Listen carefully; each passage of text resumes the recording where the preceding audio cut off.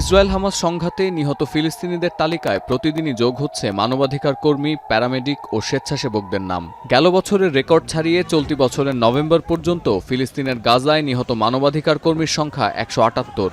আর দুবছরে নিহত মানবাধিকার কর্মীর সংখ্যা ৩৩০ ছাড়িয়েছে, যা জাতিসংঘের ইতিহাসে সর্বোচ্চ। শুক্রবার অধিকৃত গাজার কামাল আদওয়ান হাসপাতালে ড্রোন হামলা চালায় ইসরায়েল। এ হামলায় ৪ স্বাস্থ্যকর্মী ও ২ রোগী গুরুতর আহত হলে প্রতিক্রিয়ায় বিশ্ব স্বাস্থ্য সংস্থা জানায়, ফিলিস্তিনিদের মানবাধিকার রক্ষার প্রশ্নে অবিলম্বে এই যুদ্ধ বন্ধ করতে হবে। মানবাধিকার কর্মীদের ওপর হামলা শুধু ফিলিস্তিনে সীমাবদ্ধ নেই, লেবাননেও ভয়ঙ্কর পরিণতির মুখে জরুরি সেবায় নিয়োজিত কর্মীরা। শুক্রবার দেশটির দক্ষিণাঞ্চলের একটি হাসপাতালে হামলা চালায় ইসরায়েলি প্রতিরক্ষা বাহিনী।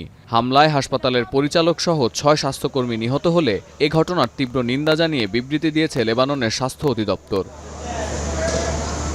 লেবাননের স্বাস্থ্যকর্মীদের ওপর এই হামলার নিন্দা জানিয়ে বিশ্ব স্বাস্থ্য সংস্থা বলছে, ২০২৩ সালে ইসরায়েল হিজবুল্লাহর সাথে সংঘাতে জড়ানোর পর থেকে এখনও পর্যন্ত দেশটিতে ২২৬ জন স্বাস্থ্যকর্মী ও রোগীর প্রাণহানি হয়েছে। আন্তর্জাতিক মানবিক সহায়তা আইনে যুদ্ধক্ষেত্রে মানবাধিকার কর্মীদের সুরক্ষা দেওয়ার বিধান আছে। এ আইন না মানলে সংশ্লিষ্ট দেশের নেতাকে বিচারের মুখোমুখি হতে হয়েছে, এমন নজিরও পাওয়া যায়। মধ্যপ্রাচ্যে চলমান সংঘাতে আন্তর্জাতিক এই আইন যেভাবে লঙ্ঘন করা হচ্ছে, তাতে ভবিষ্যতে মানবাধিকার সংগঠনগুলো যুদ্ধকবলিত অঞ্চলে কর্মী পাঠাতে সংশয়ে পড়তে পারে বলে মনে করছেন United Nations Office for Coordination of Humanitarian অ্যাফেয়ার্সের কর্মকর্তারা। These frontline workers, most of them national staff, our colleagues, being killed, really doing the best humanity has to offer. I mean, regardless of your faith or what religion you embrace, these people are doing God's work and they're being killed. মধ্যপ্রাচ্যে চলমান আগ্রাসনে মানবাধিকার সংগঠনগুলোর কর্মীদের ওপর Israeli হামলার প্রতিবাদে বারবার আন্তর্জাতিক যুদ্ধ আইনের প্রসঙ্গ টানছে বিশ্ব স্বাস্থ্য সংস্থা, ওয়ার্ল্ড সেন্ট্রাল কিচেন বা জাতিসংঘ।